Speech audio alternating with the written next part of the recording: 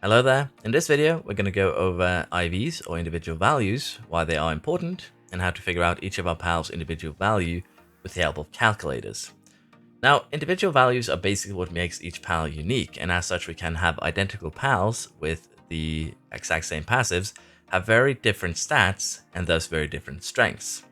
To explain what I mean by this, we are going to have a quick look at some lift monks. And particularly, I want you to focus on the attack stat, but we're also going to be focusing on HP and defense. As you can see, all of these are level 50.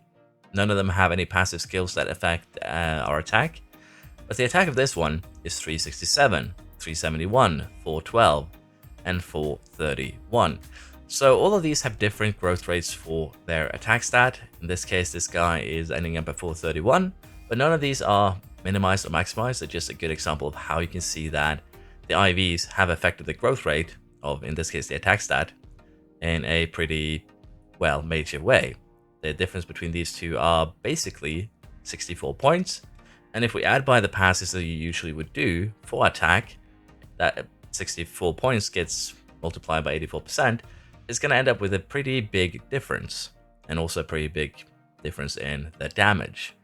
Now, as you can see, they also have different HP ratios, they have different defense, and again, all of this has to do with the IVs. For the calculator, I've chosen to use Palpedia's calculator, and as you can see here, it's fairly simple to use.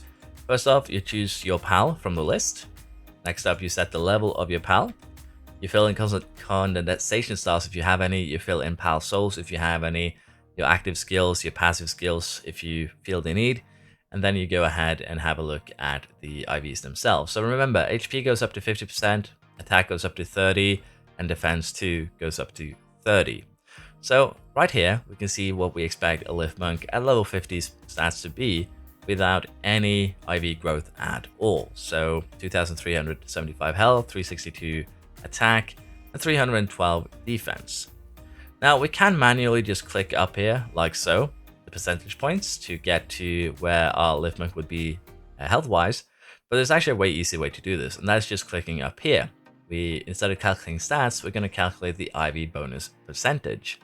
And here, we can just type in the stats of our lift monk, and any pal for that matter, and it'll spit out the IV percentage for us. So in this case, with a HP of 3114, we're about 39% of the way to 50, or 39% out of 50. So we're very high in our HP IV for this guy. Now with the attack being 431, you can see here that we have 26% out of 30%. That is pretty good, can't complain. And I don't remember the defense out of the top of my head, so we'll just type in something that I know is slightly lower. But even this is very close on the defense IV. So this is basically, again, very simple to use. You just type in your stats, you add your passive skills if you have any, because they can really mess things up. Let's say that we had, for instance, Ferocious on this guy. And as you can see, that changes the IV drastically. So do make sure that you put in the correct passive skills to get accurate numbers. Now, another thing to keep in mind here is that with these calculators, it's very important to have at least a little bit leveled up lift monk. So to give you an example, I'm just going to quickly put in the stats of a level 1 lift monk, and we'll see just how wildly the IVs vary. So here we are with the stats of a level 1 lift monk, which also has some traits Ferocious, Lucky, and Musclehead that we have put in down here, as you can see. And if we go back up and have a look at the stats themselves, the health here is actually fairly well calculated for the IV, but there's a 5% variance. The attack IV seems to be fairly low here, with the maximum being 14.2%, but 0 to 14%, that is an incredibly high variance. And even worse, you can see on the defense here that the variance is even higher, 0 to 33%, which is higher than what's actually possible. So what I'm going to do now is just level this guy up to level 10, and we'll see if that makes a little bit of a difference, and, well, how big the variances are. So I did end up leveling him a little bit further than anticipated, up to level 14. But as you can see here, we now have a much clearer picture of the HP IV, we have a much clearer picture of the attack IV, and we also have a much clearer picture of the defense IV. So you are going to have to level them, probably to level 10, probably a little bit more honestly, to get accurate representation of if it's a good pal or not. This pal is good for HP. It has amazing passives, but the attack and defense IVs are going to limit it somewhat in terms of its basically real strength and value. So do keep this in mind. Even with perfect passive skills, there could be one that is slightly worse that just has a perfect attack IV that can be a lot stronger. So again, level them up a little bit to get a bit more accurate representation of how their IVs actually are. Now, when it comes to breeding, you can actually inherit IVs, which means that having a pal with high IVs to begin with is really, really good. In our case here, we are breeding what is a fairly low attack IV of just 6%, which end up with all the good traits, with a pal that has a very high attack IV here of about 28%. Not the greatest, but still fairly high. And it also has a fairly low defense IV and a fairly low vitality IV, while this guy has a not fairly high, but decent defense and a fairly high vitality. Now, the way that breeding and IVs work is that there are 3 ways that it kind of plays out. The IVs get taken from one parent, the IVs can get mixed, which also can seem somewhat random, and it can take certain IVs from certain parents. So breeding them together like this does allow you to get potentially more than just one perfect IV, because as I said here, we have the perfect, well, close to perfect attack IV on this guy, and for this guy it's kind of a little bit worse. We can actually have a quick look at the IVs themselves in the calculator for these 2 pals. So here we have the first one with Ferocious, and as I said here, the attack IV is fairly good, close to maximum of 30%, pretty bad defense and health IVs though. Now, the health IVs on the other one is fairly good, the defense is decent, but is really, really lacking in attack, and that does kind of limit its, well, the pal's use.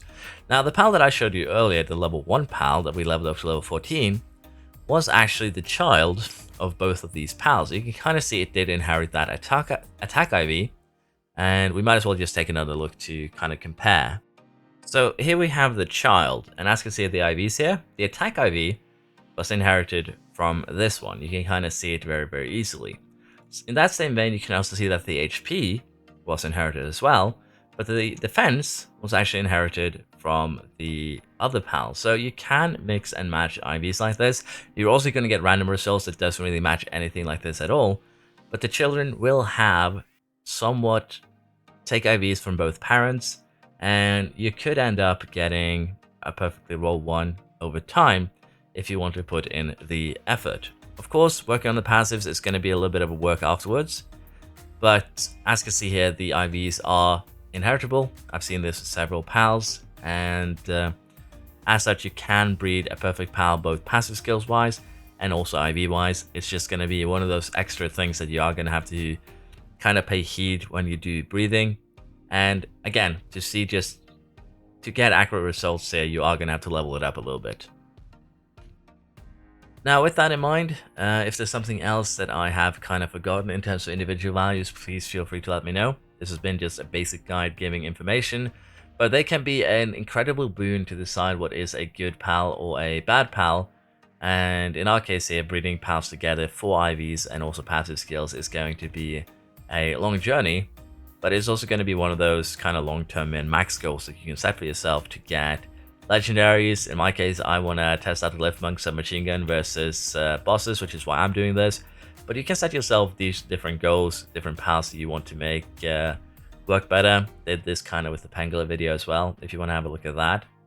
But you can make very basic pals very, very powerful by breeding for IVs and also breeding for good passive. So I hope this guide has explained everything that you need to know about IVs. I didn't give you a large enough sample size here really with the breeding, but the IVs are largely inheritable, is what I've seen over basically breeding a tremendous amount of, well, to begin with earlier here, breeding an incredible amount of pangolins in order to get a good one. So yeah, IVs are highly inheritable. You will have pals that get just random IVs, so breeding for, well, to get a good starting point, I wouldn't really recommend it. Unless, of course, it's, say, legendaries, because they're limited in their spawns, things like that. But if you're trying to breed a more common pal, feel free to just run around and find them, catch them, check their IVs, and then choose a good combination to, well, basically get a very good IV pal to combine with a very good perk pal, and then work from there. But yeah, hope this guide has been some sort of help, beneficial to you. If it has, please like the video and subscribe to the channel, as that's going to help me. And I hope to see you around next time. If there's any questions, feel free to ask, and I'll do my best to respond. Bye bye.